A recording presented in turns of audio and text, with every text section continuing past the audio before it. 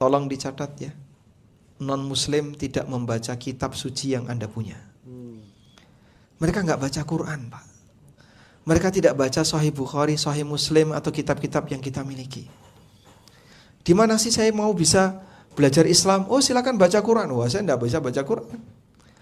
Oh, kalau begitu silakan baca Sahih Bukhari. Sahih Bukhari itu apa? Oh, non-muslim kok ditawari Sahih Bukhari. Ini saya hadiahkan kitab Sahih Bukhari. Dikasihkan ke non-muslim. Kira-kira gimana? Dipakai bungkus. Ini tidak tepat sasaran.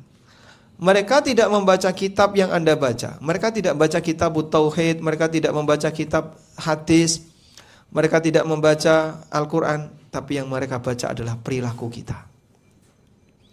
Non-muslim itu membaca amal perbuatan kita, bukan membaca kitab suci kita. Walaupun mungkin kita banyak salah ya. Kita tempatnya keliru. Kita mungkin sering menyimpang. Tapi mereka akan menyimpulkan dari perbuatan kita. Makanya kita disyariatkan.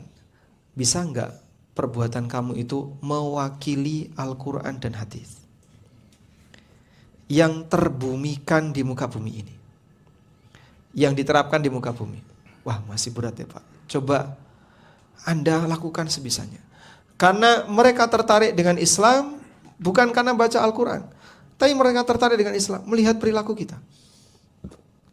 Sebaliknya, kalau kemudian perilaku kita buruk, itu akan memberikan efek pada penilaian agama. Mungkin pernah saya ceritakan ya. Udah benar dengar ceritanya belum? Oh, belum. Belum cerita ya. Ada seorang dai di Eropa. Dai muslim, kemudian beliau dakwah di Eropa. Beliau menjelaskan tentang keindahan Islam. Masya Allah, demikian indah. Islam itu menjaga prinsip keadilan, menjaga prinsip kemanusiaan, menjaga ini, menjaga kejujuran, jujur, amanah, dan seterusnya. Sampai orang Eropa ini penasaran.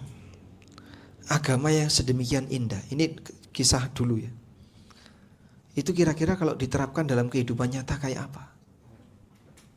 Kita saja kalau mendengar, wah di Jepang itu orangnya disiplin, sopan, baik hati, tertib, dan seterusnya. Itu kita ingin melihat langsung.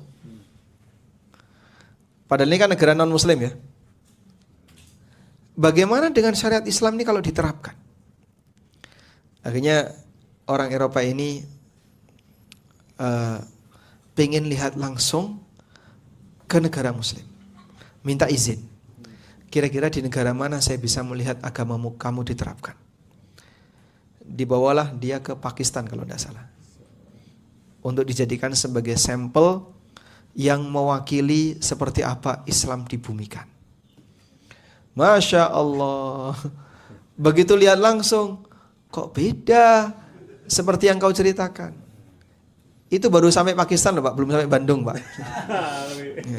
Kira-kira kalau sampai Bandung kayak apa? Oh seperti ini kah? Potret muslim itu kayak gini. Subhanallah. Sampai kemudian ulama itu mengatakan, Al-Islamu mahjubun bil muslimin. Islam itu keindahannya tertutupi oleh kaum muslimin. Jadi kalau sekiranya kita tidak maksimal dalam menjalankan agama, lalu dilihat oleh orang lain, bahkan kita menampakkan hal yang buruk ketika berinteraksi dengan orang lain, maka mungkin orang akan menilai kita seperti inilah orang muslim itu. Padahal agama kita nggak mengajarkan demikian. Namun pelanggaran yang kita lakukan itu dianggap telah mewakili agama kita. Makanya kita tampakkan ya, hal yang baik di depan umum, hal yang positif di depan umum. Bukan dalam rangka cari muka, tapi saya ingin menerapkan bagaimana sunnah Rasulullah SAW.